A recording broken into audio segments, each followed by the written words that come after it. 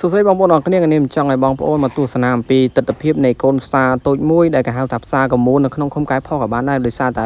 ផ្សារនេះដែរគឺយើងមានអាជីវករមកគាត់លក់តែពេលព្រឹកទេពេលថ្ងៃបន្តិចហ្នឹងគឺលែងមានលក់ហើយអញ្ចឹងណាហើយចង់ឲ្យបងប្អូនមកឃើញអំពីទស្សនវិជ្ជាទូទៅទស្សនវិជ្ជាសាមញ្ញនៃការលក់ដូររបស់ពួកគាត់ហើយព្រឹកនេះដែរខ្ញុំទៅទិញហ្នឹងគឺទៅទិញបការស់ដើម្បីយកទៅស្ទូចថ្ងៃនេះខ្ញុំមានកម្រងថាចង់ស្ទូចត្រីអញ្ចឹងទៅប៉ុន្តែខ្ញុំមកនេះគឺរៀងថ្ងៃដែរហើយចឹងអាជីវករមួយចំនួនគាត់បានលក់អស់ក៏ទៅវិញខ្លះអីចឹងទៅពេលដែលបានមករកហ្នឹងក៏បានឃើញមឹកនេះក៏ចាប់អារម្មណ៍ថាចង់ទិញមឹកតិចដើម្បី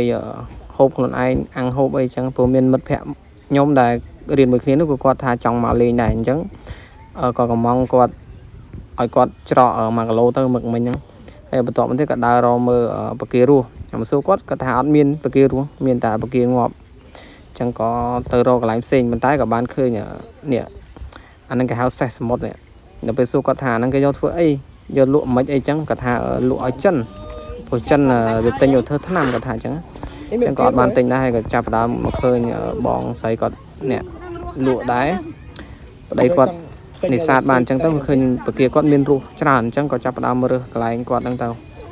រើសកន្លែងគាត់ដើម្បីយកបការសចឹងគាត់ថារើសខ្លួនឯងចឹងយើងក៏ចាប់ផ្ដើមរើសទៅហើយក៏វែកតែកន្លែងដូរច្រើនមកគាត់តែគាត់ចាក់មកហ្នឹងគាត់ថាកុំរើសហ្នឹងខ្លាចមុតត្រីមុតអីចឹងខ្ញុំក៏អត់ដឹងរើសបាន4 10ហើយបានគាត់ប្រាប់តែចឹងទៅក៏រើសគាត់ថារើសក្នុងកន្ធនរបស់គាត់នេះវិញចឹងក៏ចាប់ផ្ដើមរើសកន្លែងហ្នឹងទៅក៏បានតិចតួចហើយក៏ទិញបកាងាប់បន្ថែមទៀតដើម្បីទោះបីជាយើងស្ទូចមិនបានក៏យើងហូបខ្លួនឯងចឹងណាចឹងក៏ទិញកន្លែងបកាមិនសូវសំខាន់មកសំខាន់ណាកន្លែងមឹកនេះថាដាក់តែ1គីឡូទេដល់ពេលមើលទៅឃើញគាត់នៅសល់តិចដែរចឹងក៏ជួយទិញគាត់គ្រប់2គីឡូតម្រងទៅ